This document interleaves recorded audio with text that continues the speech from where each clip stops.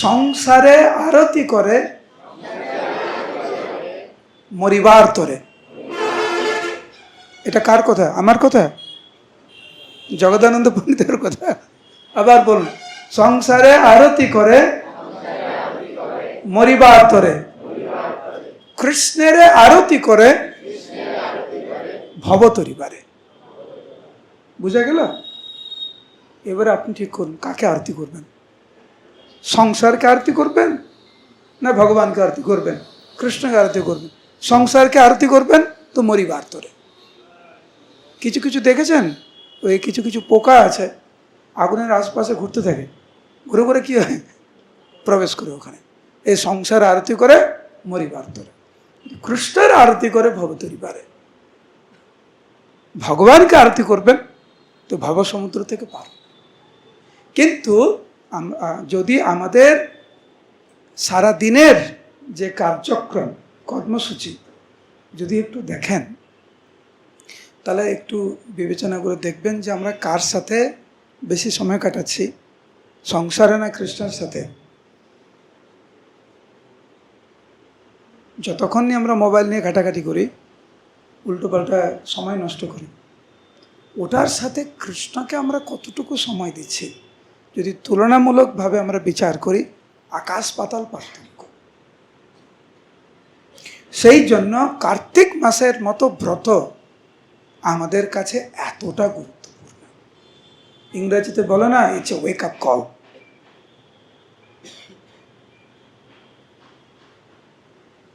সাবধান বাণী, এক সুবর্ণ সুযোগ আমাদের জীবনের উদ্দেশ্যটাকে মনে করিয়ে দেওয়ার মতো। 2026 সালে কার্তিক মাসে আমরা জীবিত থাকবো কিনা তার কোনো নিশ্চয়তা নেই। তো মানব জীবনকে এত সহজ করা নেওয়ার তো কোনো মানে হয় না। শ্রীমতী রাধারানী যে কত করুণাময়ী, ভগবান কৃষ্ণ এবং শ্রীমতী রাধারানী এই মাসে নিজেদেরকে যে কত উজাড় করে দিয়েছেন, সেটা ছিল প্রভুপাদ এবং আমাদের আচার্যবৃন্দ বারবার আমাদের সামনে কিন্তু বিষয়টি নিয়ে আসছেন, আমাদের গোচরে নিয়ে আসছেন, আমাদেরকে সাবধান করে দিচ্ছেন। এই মাসে আমাদের উচিত শ্রবণ এবং কীর্তনের সবচাইতে বেশি মনোনিবেশ করা। ভক্তরা ভাবে কার্তিক ব্রত মানে শুধু খাওয়া দাওয়া নিয়ন্ত্রণ, কিন্তু খাওয়া দাওয়ার নিয়ন্ত্রণের উদ্দেশ্য কি? খাওয়া দাওয়ার নিয়ন্ত্রণের উদ্দেশ্য কি রোগা হওয়া? কার্তিক মাসে প্রভু আমি একটা সংকল্প নিয়েছি 5 কিলো কমাবই। একজন ভক্ত 2 বছর আগে ওনার সাথে দেখা, আগে মায়াপুরে ছিলেন, এখন মায়াপুরে নেই, উনি ব্রজমণ্ডল পরিক্রমা করেন। তো আমি জিজ্ঞেস করছিলাম যে আপনি ব্রজমণ্ডল পরিক্রমা করছেন, খুব ভালো লাগে, আমি দেখছি প্রায় করেন। যে প্রভু অনেক উদ্দেশ্য আছে, কিন্তু একটা উদ্দেশ্য আমার আছে, সারা বছর অনেক বেশি খাওয়া হয়ে যায়, বুঝতে পারছেন? এই কার্তিক মাসে ব্রজমণ্ডলে এত হাঁটা, আমি 10-12 কিলো কমিয়ে ফেলি। আমি বললাম যে কমিয়ে ফেলেন, তারপরে আমার 11 মাস আছে, ওই 12 কিলো আমি ঠিক আবার করে নিই, আবার কমানো শুরু। এইটা কার্তিক ব্রতের উদ্দেশ্য হতে পারে না। কার্তিক মাসে কি করছেন? আমি পটল খাই না। কার্তিক মাসে কি করছেন? আমি বরবটি খাই না। তো কার্তিক মাসের কখনো উদ্দেশ্য হতে পারে না যে পটল খাই না আর বরবটি খাই না। সর্ববিধি নিষেধাস্যোর এতৈর এব কিঙ্করা। শাস্ত্রের যত বিধি নিষেধ আছে তার একমাত্র উদ্দেশ্য হচ্ছে দুটি নিয়মের সেবক রূপে থাকা। দুটি নিয়ম কি? স্মর্তব্যে সততম বিষ্ণুর, বিস্মর্তব্যে ন জাতুচিত। সর্বক্ষণ ভগবানকে স্মরণ করা এবং কখনো ভগবানকে ভুলে না থাকা। কার্তিক মাসে আহার নিয়ন্ত্রণ করার উদ্দেশ্য হচ্ছে যত বেশি সময় আমরা ভগবানের সেবাতে এবং বিশেষ করে শ্রবণ এবং কীর্তনে আমরা মনোনিবেশ করব। সেই জন্য খাওয়া দাওয়া নিয়ন্ত্রণ, এটা হচ্ছে আসল উদ্দেশ্য। তো সেই উদ্দেশ্য নিয়ে আপনারা এখানে এসেছেন আজকের, নাকি অন্য কোনো উদ্দেশ্য আছে? যে কার্তিক মাস ভগবানের সান্নিধ্যে আমরা থাকব, সাধুগুরু বৈষ্ণবের কৃপাতে ওনাদের কথা শুনবো, ভগবানের কথা শুনবো, ভগবানের ভক্তের কথা শুনবো। তো আজকের আমরা এক মহান ভক্তের কথা শুনব, যার মাধ্যম দিয়ে আমরা বুঝতে পারবো, আমরা যে বলি মহাপ্রভুর ভক্ত, আমরা হাত তুলুন তো, কারা কারা মহাপ্রভুর ভক্ত, হাত তুলুন। আপনারা মহাপ্রভুর ভক্ত না? হাত তুলছেন না কেন? ভয়ে আবার কি বলবো নাকি? এমনি সরলভাবে না, আমি একদম আপনাদের পরিবারের মতো দেখি, আমি আলাদা আলাদা দেখি না, স্ট্রেট কাট কথা বলি মাঝে মাঝে, মাঝে মাঝে না এরকমই বলি, উনি জানে, সবার সাথে আমি এরকমই কথা বলি। কারা কারা মহাপ্রভুর ভক্ত, হাত তুলুন। ইস্কনের ভক্ত মানে মহাপ্রভুর ভক্ত, তাই না? তো আমরা নিজেদেরকে মহাপ্রভুর ভক্ত বলি। আমাদের তো একজন আদর্শ দরকার, আমাদের হিরো দরকার। সবার জীবনে কিন্তু হিরো আছে, যাকে দেখে আমরা অনুপ্রেরণা পাই। হ্যাঁ, ওই রকম হতে হবে। যারা গৌড়ীয় বৈষ্ণব বা যারা ভক্ত, আমাদের অনেক হিরো। তো আজকের ওই রকম একজন আদর্শ ভক্তের সম্বন্ধে আমরা আলোচনা করব। আমরা বুঝতে পারবো যে মহাপ্রভুকে ভালোবাসা কাকে বলে। আমরা নিজেদেরকে ভক্ত বলে বলি, প্রকৃত ভক্ত কাকে বলে? ওরকম একজন ভক্ত, সেই ভক্তের নাম হচ্ছে জগদীশ পণ্ডিত। কি নাম? উচ্চস্বরে বলুন আরেকবার। নাম শুনেছেন? কোথায় বাড়ি? কোথায় বাড়ি? চাকদা, বারাসাত। ওনার বাড়ি ছিল বাংলাদেশে, আবির্ভাব তখন তো বাংলা তো এক ছিল। মহাপ্রভুর অনেক আগে ওনার আবির্ভাব। বিশেষ করে চৈতন্য চরিতামৃতে এবং চৈতন্য ভাগবতে কৃষ্ণদাস কবিরাজ গোস্বামী এবং বৃন্দাবন দাস ঠাকুর ওনার অনেক মহিমা বর্ণনা করেছেন। যারা আপনারা চৈতন্য ভাগবত পড়েছেন, চৈতন্য চরিতামৃত পড়েছেন, আপনারা জানবেন জগদীশ পণ্ডিতের লীলা। যেই ভাব নিয়ে কৃষ্ণদাস কবিরাজ গোস্বামী, যেই ভাব নিয়ে বৃন্দাবন দাস ঠাকুর জগদীশ পণ্ডিতের মহিমা বর্ণনা করেছেন, অকল্পনীয়। এখানে বর্ণনা করা রয়েছে, যারে কৃপা কইলে বললে প্রভু দয়াময়, চৈতন্য চরিতামৃতের। ছোট্টবেলায় মহাপ্রভুর আবির্ভাবের পরে পরেই কয়েকজনকে উনি যে ওনার প্রকৃত স্বরূপ দেখিয়েছিলেন, উনি ভগবান, ৩-৪ জনের মধ্যে কিন্তু একজন হচ্ছে জগদীশ পণ্ডিত। অন্যান্য ভক্তদেরকে তো পরে দেখিয়েছেন যে উনি ভগবান, গয়া থেকে আসার পরে। একদম ছোটবেলায় যাদেরকে উনি দেখিয়েছেন যে উনি সাক্ষাৎ ব্রজেন্দ্রনন্দন কৃষ্ণ, তার মধ্যে অন্যতম হচ্ছে এই জগদীশ পণ্ডিত। কৃষ্ণ প্রেমামৃত বর্ষে যেন বর্ষ ঘন, কৃষ্ণ প্রেমের মূর্ত বিগ্রহ ছিলেন জগদীশ পণ্ডিত। তো উনার যে জন্মলীলা এখানে বর্ণনা করা হয়েছে, যে ওনার মা, উনি বাংলাদেশের, ওনার জন্ম সিলেট ডিভিশনে।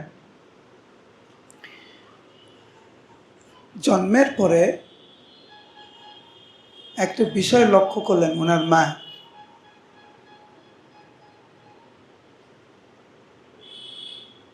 কমলাক্ষ।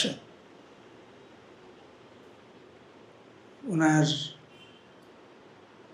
স্বামীকে বলছেন যে তোমার ছেলে সাধারণ কেউ নয়। অন্যান্য ছেলেরা যখন তাদের খিদে পায় তারা কান্না করে, তোমার ছেলেও কান্না করে, কিন্তু কৃষ্ণ কৃষ্ণ বলে ক্রন্দন করে।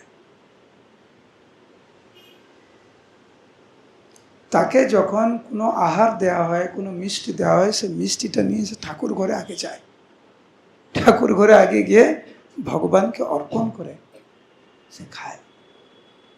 কেউ সাধারণ কেউ না। সে যখন নিদ্রা যায় তখনও তার মুখে কৃষ্ণ নাম।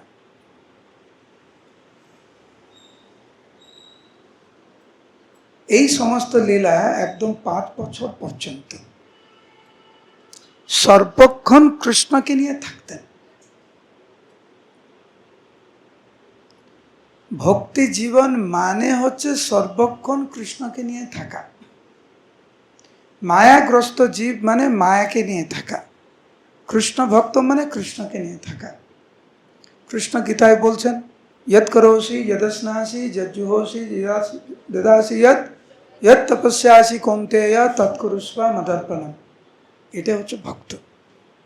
যা করে, যা গ্রহণ করে, যা দান করে, সব কৃষ্ণের জন্য করে।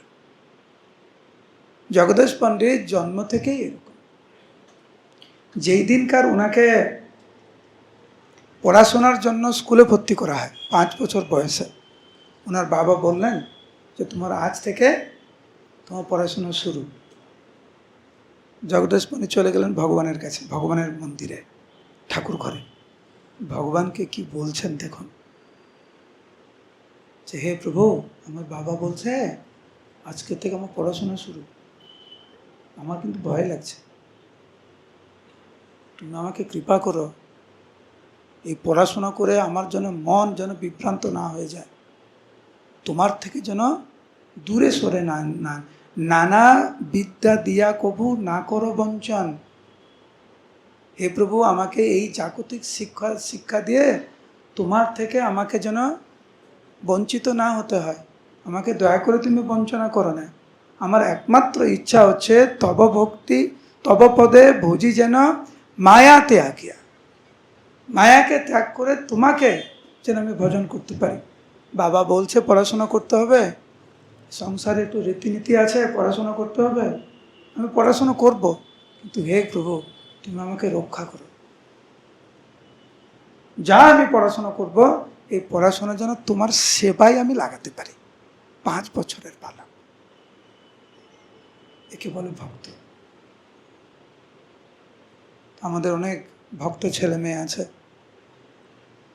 বুঝতে পারে না ভালো করে লেখাপড়া করবো কি করবো না, এত ক্লাস শুনে না, ক্লাস শুনে বিভ্রান্ত হয়ে যায়। এ পড়াশোনা করে মায়া, পড়াশোনা করবে না। আমার ভাবতে এরকম, ভক্তদের ছেলেমেয়েরা যদি ভালো করে পড়াশোনা করে, খুব ভালো। ভালো করে পড়াশোনা করার পরে তারা যদি প্রতিষ্ঠিত হয়, কৃষ্ণ ভাবনামৃত যদি সুন্দর করে মানুষের সামনে উপস্থাপন করতে পারে। আমি একটা কথা বলছি, আর তোমাদের মধ্যে কেউ একজন ডাক্তার হলো, ডাক্তার হয়ে এসে বলছে কৃষ্ণ ভাবনামৃত প্রচার করছে, কত ভালো। পড়াশোনা করা উচিত কৃষ্ণ ভাবনামৃত প্রসার করার জন্য, ভগবত তত্ত্ব ভালো করে হৃদয়ঙ্গম করার জন্য। যারা অর্থ উপার্জন করছেন, অর্থ উপার্জন করে কৃষ্ণ সেবার করার জন্য, তাহলে ওই অর্থ উপার্জন হচ্ছে সেবা। মহাপ্রভু নরহরি সরকার ঠাকুরকে বললেন, নরহরি সরকার ঠাকুর, মুকুন্দ সরকার, রঘুনন্দন ঠাকুর। তো মহাপ্রভু মুকুন্দ সরকারকে বলছেন, উনি তো রাজবৈদ্য ছিলেন, তুমি তো ডাক্তার, তুমি অর্থ উপার্জন করছো, ভালো, ওইটা করো, এবং যা অর্থ উপার্জন করবে তুমি তো কৃষ্ণ সেবায় নিয়োজিত করছো, খুব ভালো। নরহরি সরকার ঠাকুরকে বললেন, তুমি তো ব্রহ্মচারী, আমার সাথে থেকে যা, আমার সাথে থেকে তুমি প্রচার করো। কথাগুলো কিন্তু একসাথেই বলছে, পরিবারের 3 সদস্যকে 3 উপদেশ দিচ্ছে, উদ্দেশ্য কিন্তু এক। মুকুন্দ সরকারকে বলছে, তুমি যে রাজবৈদ্য ডাক্তারি করছো, ভালো, অর্থ উপার্জন করো, ভগবানের সেবায় নিয়োজিত করো। নরহরি সরকারকে বলছে, তুমি তো ব্রহ্মচারী, তুমি আমার সাথে থেকে যাও, আমার সাথে থেকে তুমি প্রচার করো। রঘুনন্দন ছোট বাচ্চা, রঘুনন্দনকে বলছে, তুমি খুব সুন্দর, তুমি ভালো ভক্ত, গোপীনাথের সেবা করছো, তুমি ভালো, এইভাবে তুমি গোপীনাথের সেবা করো। উদ্দেশ্য ভগবানের সন্তুষ্ট বিধান, এইভাবে যদি কিছু করা যায় তাহলে খুব ভালো। এইভাবে জগদীশ পণ্ডিত ওনার জীবনযাপন আরম্ভ করলেন। খুব অল্প সময়ের মধ্যে উনি পড়াশোনা শেষ করে বাবা মাকে উনি সেবা করতে লাগলেন। বাবা মা যখন দেহত্যাগ করলেন তখন নবদ্বীপ ধামে বসবাস করার জন্য ওনারা চলে আসলেন মায়াপুরে। যোগপীঠের পাশে ওনারা বসবাস করতে লাগলেন। এখন উনি গৃহস্থ। ওনার স্ত্রীর নাম দুঃখিনী দেবী, জগদীশ পণ্ডিত এবং দুঃখিনী দেবী। চলে আসলেন মায়াপুরে। মায়াপুরে থাকতে শুরু করলেন। মহাপ্রভুর তখনও আবির্ভাব হয়নি। যেদিনকার মহাপ্রভুর আবির্ভাব হলো সেই সময় কিন্তু জগদীশ পণ্ডিত এবং ওনার স্ত্রী ওখানে উপস্থিত ছিলেন যোগপীঠে। এবং নিমাইকে বড় করার জন্য যে কয়েকজন মাতাজি অত্যন্ত গুরুত্বপূর্ণ ভূমিকা পালন করেছিলেন তাদের মধ্যে অন্যতম কিন্তু দুঃখিনী দেবী। একজন হচ্ছেন মালিনী দেবী, শ্রীবাস ঠাকুরের স্ত্রী, আরেকজন হচ্ছেন জগদীশ পণ্ডিতের স্ত্রী। একদম নিজের সন্তান ভেবে নিমাইকে মানুষ করেছে বাৎসল্য রসে। আমি এটা না দেখে বললেই ভালো, নাহলে অনেক স্লো হয়ে যাচ্ছে।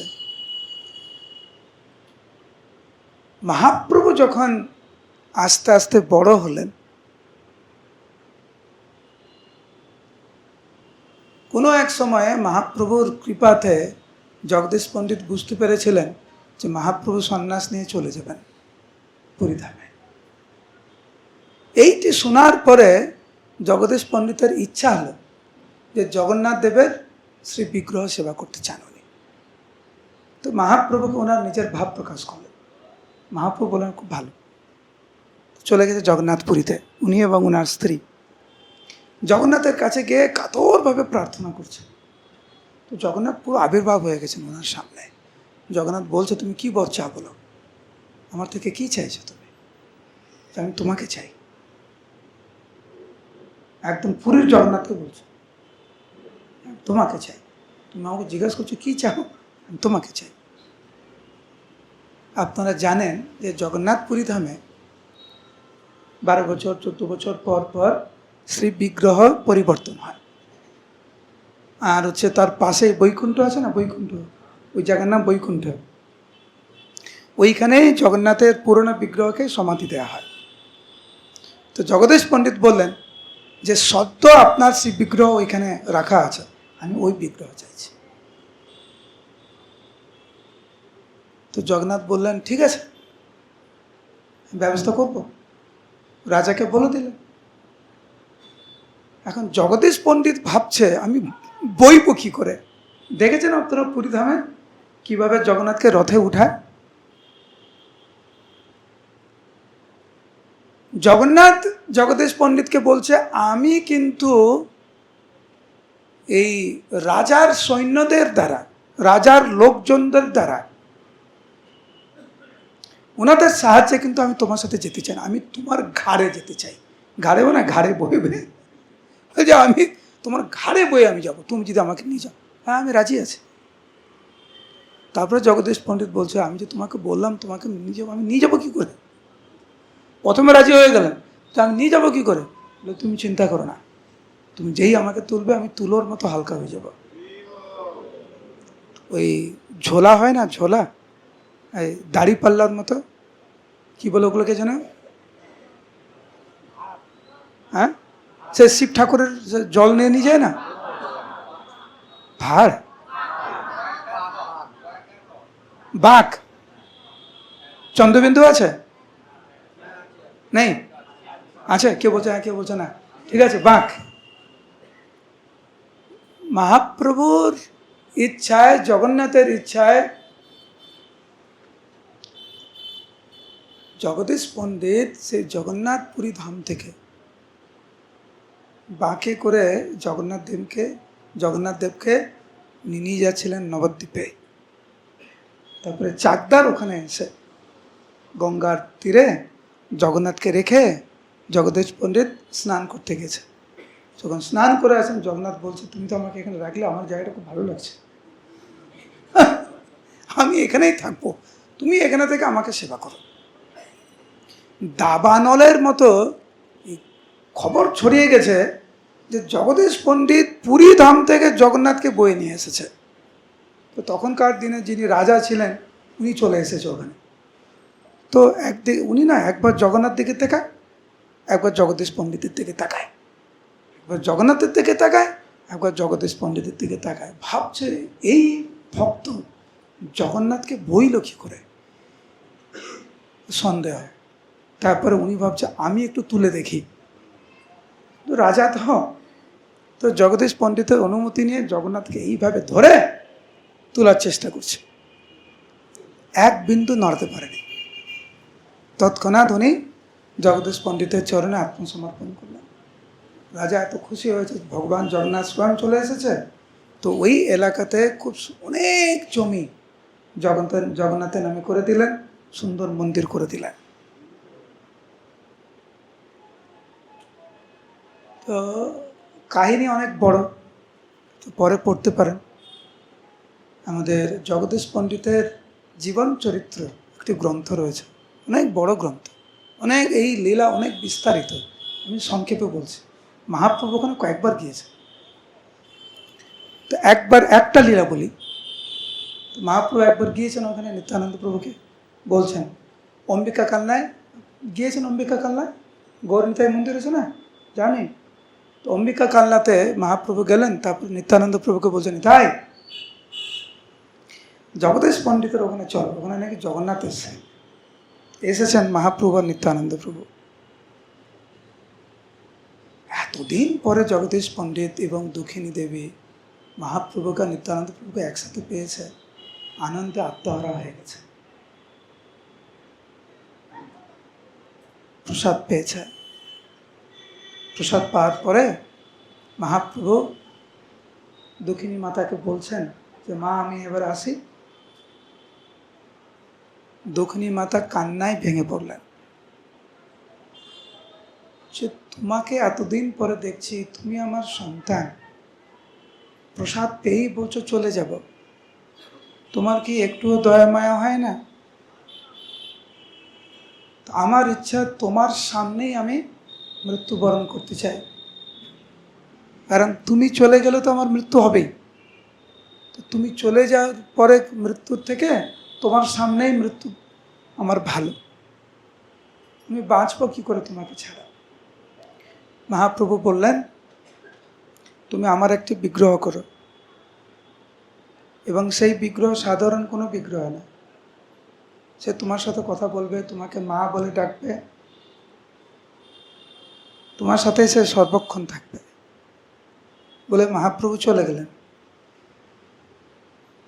মহাপ্রভু চলে যাওয়ার পরে একজন যারা বিগ্রহ তৈরি করেন একজন আসলেন, এসে বললেন মহাপ্রভু আমাকে পাঠিয়েছে বিগ্রহ তৈরি করার জন্য। সারা রাত ধরে বিগ্রহ করেছেন উনি। সারা রাত বিগ্রহ তৈরি করে ভোর হওয়ার আগেই যিনি বিগ্রহ তৈরি করেছেন উনি উধাও হয়ে গেছেন। দুঃখিনী দেবী যেই ঘরে বিগ্রহ তৈরি হচ্ছিল ওই ঘরে প্রবেশ করেছেন। প্রবেশ করে দেখছে বিগ্রহকেও দেখছে না, আর সেই ব্যক্তিকেও দেখছে না। তো দুঃখিনী দেবী কান্নায় ভেঙে পড়লেন। যখনই কান্নায় ভেঙে পড়লেন তখন ঘরের এক কোণা থেকে একজন কেউ মা মা বলে ডাকছে। ঠিক সেই রকম মা শব্দ উনি শুনেছেন ছোট্ট নিমায়ের শ্রীমুখ থেকে। একদম মহাপ্রভু যেইভাবে বলেছিলেন যে এই বিগ্রহ তোমাকে মা বলে ডাকবে, তোমার সন্তানের মতো থাকবে। তো কোলে তুলে নিয়ে দুঃখিনী দেবী নিজের সন্তানকে যেরকম লালন পালন করেন ওই রকম। কিছুক্ষণ পরে জগদীশ পণ্ডিত প্রবেশ করেছে ওই ঘরে। জগদীশ পণ্ডিতকে দেখে ওই যে বিগ্রহ নিমাই হয়ে গেছে ছোট্ট বালক, সে আবার বিগ্রহ হয়ে গেছে। তো এখানে শাস্ত্রে বর্ণনা আছে জগদীশ পণ্ডিত যখনই গৃহ প্রবেশ করত উনি বিগ্রহ হয়ে যেতেন, আর যখন দুঃখিনী দেবী মাতার সাথে থাকতেন একসাথে উনি ঠিক বাচ্চার মতো ব্যবহার করতেন। তো এই লীলাও কেউ কেউ শুনেছে, এটাও মহাপ্রভুর কানে গিয়েছে। অনেক পরে আবার যখন মহাপ্রভু আসলেন এদিকে, তখন নিত্যানন্দ প্রভুকে বললেন মহাপ্রভু শুনেছ জগদীশ পণ্ডিত ওনার স্ত্রী আমার একজন বিগ্রহ নাকি সেবা করছে, একদম নিজের সন্তানের মতো তাকে লালন পালন করছে, চলো আমরা যাই ওখানে। তো মহাপ্রভু এবং নিত্যানন্দ প্রভু আবার ওখানে আসেন চাকদাতে। যখন ঘরে প্রবেশ করেন গৌরনিতাই, তখন দুঃখিনী দেবী, ওই বিগ্রহের নাম হচ্ছে গৌরগোপাল, তো গৌরগোপালকে লালন স্তনদুগ্ধ পান করাচ্ছিলেন, আর ঘরে প্রবেশ করেছে গৌরনিতাই। জগদীশ পণ্ডিত মহাপ্রভুকে দেখে তো পাগল হয়ে গেছে। এবারে গৌরগোপাল দুঃখিনী মাতাকে বলছো, মা তোমার ঘরে অতিথি এসে, বুঝলে, এখন ওই দুজনকে গিয়ে এখন একটু সেবা টেবা করো। তো দুঃখিনী দেবী বলছে, আমাকে এখন লুকিয়ে রাখো, আমাকে এখন নিয়ে যেও না, আমাকে এখানে রাখো, তুমি যাও কেউ ওনাদের সেবা টেবা করো। দুঃখিনী দেবী চলে গেছে, একদম মহাপ্রভুকে দেখে, নিত্যানন্দ প্রভুকে দেখে একদম পাগল হয়ে গেছে। মহাপ্রভু তখন মহাপ্রভু দুঃখিনী দেবীকে বলছেন, আমার অনেক খিদা পেয়েছে, আমাকে কিছু রান্না করে খাওয়া। তো দুঃখিনী দেবী এবং জগদীশ পণ্ডিত অনেক কিছু রান্না করেছে, রান্না করে ভগবানকে ভোগ দিয়ে, জগন্নাথকে ভোগ দিয়েছেন। দুটি পাত্রে সাজিয়েছেন ভোগ, একটি পাত্রে গৌর মহাপ্রভু খাবেন, একটি পাত্রে নিত্যানন্দ প্রভু খাবেন। তো দুটি পাত্র দেখে মহাপ্রভু বলছেন, আমি শুনলাম তোমাদের গৃহে নাকি আরেকজন আছে, আমরা একসাথে প্রসাদ পেলে কেমন হয়, আরেকটি পাত্র তৈরি করো, প্রস্তুত করো। আরেকজন তৈরি করা হলো আরেকটি পাত্র, হ্যাঁ বলো ওকে ডাকো। মহাপ্রভু বলছেন, ওকে ডাকো, গৌরগোপাল ডাকো। তো মহাপ্রভুর ইচ্ছায়, দুজনেই তো মহাপ্রভু, চলে এসেছে গৌরগোপাল। নিত্যানন্দ প্রভু তো দেখে একদম অবাক, দুই মহাপ্রভু, একজন বাচ্চা, একজন বড়, একজন নিমাই, মহাপ্রভু। তো নিত্যানন্দ প্রভু ভাবছে আমি মাঝখানেই বসি, এই দুজন দুই সাইডে বসু। তো নিত্যানন্দ প্রভু মাঝখানে বসেছে, একদিকে মহাপ্রভু, একদিকে গৌরগোপাল। মহাপ্রভু দুই সাইডে দুই মহাপ্রভু, মাঝখানে নিত্যানন্দ প্রভু প্রসাদ পাওয়া শুরু করেছে। একবারের দিকে তাকায়, একবারের দিকে তাকায়, নিত্যানন্দ প্রভু অনেক কিছু বলছে। তো গৌরগোপাল বলছে, শোনো এখানে এত কিছু জিজ্ঞাসা করো না, প্রসাদ প্রসাদ পেয়েছে। প্রসাদ পাওয়ার পরে তিনজনে বিশ্রাম করতে গেছে একসাথে। ছোট বাচ্চা আগে আগে উঠে যায় না, তো গৌরগোপাল আগে আগে উঠে গেছে, আগে আগে উঠে গিয়ে দুঃখিনী মায়ের কাছে চলে গেছে, আমার তো খিদা পেয়ে গেছে বলছে। তখন মহাপ্রভু ঘুমাচ্ছে, আমার খিদা পেয়ে গেছে। উনি আবার ওনাকে কিছু প্রসাদ দিলেন খেতে। মহাপ্রভু বিশ্রাম থেকে উঠলেন, উঠে বলছেন, দুঃখিনী মাকে বলছে, তোমার বাড়িতে দুজন আছে, এখন গৌরগোপাল আছে আর আমি আছি, তুমি যাকে চাও তাকে রাখতে পারো, যে কোনো একজনকে তোমাকে রাখতে হবে, আর যাকে রাখবে সে থাকবে, যাকে রাখবে না সে যাবে। এ ঠিক অম্বিকা কাল্যাণ তো কাহিনী একদম। তো দুঃখিনী মা গৌরগোপালকে রাখলেন, মহাপ্রভু চলে গেলেন নিত্যানন্দ প্রভুর সাথে। আপনি একটু ভাবুন, ভক্তের ভগবানের প্রতি কেমন ভালোবাসা হলে ভগবান এই রকম প্রতিদান দেন। জগদীশ পণ্ডিতকে মহাপ্রভু পিতা রূপে, দুঃখিনী মাতাকে মাতা রূপে উনি দেখেছেন। দুঃখিনী মায়ের স্তনদুগ্ধ পান করেছেন, জগদীশ পণ্ডিতের সব সেবা গ্রহণ করেছেন। এখনও সেই জগন্নাথ রয়েছেন চাকদাতে, এখনও সেই গৌরগোপাল শ্রীবিগ্রহ রয়েছে, যেই লাঠি দিয়ে, লাঠি বা কী যেন বলে, বাঘ দিয়ে বয়ে নিয়ে এসেছিলেন জগন্নাথ দেবকে, সেই বাঘ এখনও রয়েছে। আমি এই কারণে এই কাহিনী বললাম, কারণ আগামীকাল আমাদের ইন্দ্রদুম্ন মহারাজ প্রায় 400 বিদেশি ভক্তকে নিয়ে ওইখানে আসবেন। সেই জন্য আমি প্রোগ্রাম করে ওখানে চলে যাব আজকে রাত্রে, কারণ কালকে ওনারা চলে আসবেন ভোর 6টায়। আর আমার এখান থেকে এত রেডিও এত ওখানে যাওয়া মুশকিল, সেই জন্য আমি আজকে রাত্রে ওখানে চলে যাব, গিয়ে চাকদায় থাকবো। কারা কারা গিয়েছেন ওখানে হাত তুলুন।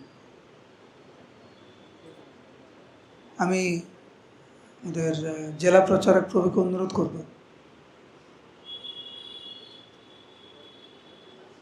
যে আপনাদের আশেপাশে অনেক মহিমান্বিত স্থান রয়েছে, আমরা জানি না। এই কাহিনী কারা কারা শুনেছেন আগে হাত তুলুন। 2-3 জন শুনেছেন। আপনাদের পাশেই, বেশি দূর না এখান থেকে। সেই কিভাবে যাবেন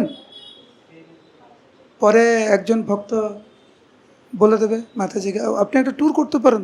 তো ওখানে গেলেন, দর্শন করলেন, প্রসাদ পেলেন, নৃত্য গীত হলো, তারপরে চলে আসলেন। একসাথে যান, আনন্দ বেশি হয়। একা একা গেলে এত আনন্দ হয় না, একসাথে গেলে বেশি আনন্দ হয়। কার্তিক মাসে এই লীলা বলার উদ্দেশ্য হচ্ছে কি, আমাদের জীবনের উদ্দেশ্য হচ্ছে ভগবানের প্রতি ওই রকম আসক্ত হয়। ভগবানের নাম, ভগবানের সেবা ছাড়া আমরা বাঁচতে চাই না। ওই রকম জীবনের কি মূল্য, যেখানে এই সংসারকে আরো বেশি বেশি করে আপন করব, যার ফলে আরো বেশি বেশি করে দুঃখ। সেই জন্য জগদানন্দ পণ্ডিত বললেন, সংসারকে বেশি ভালোবাসবেন, বেশি দুঃখ পাবেন। ভগবানকে বেশি ভালোবাসুন, আনন্দ থাকবেন, আর জীবনের অন্তিমে ভগবানের কাছে ফিরে যাবেন।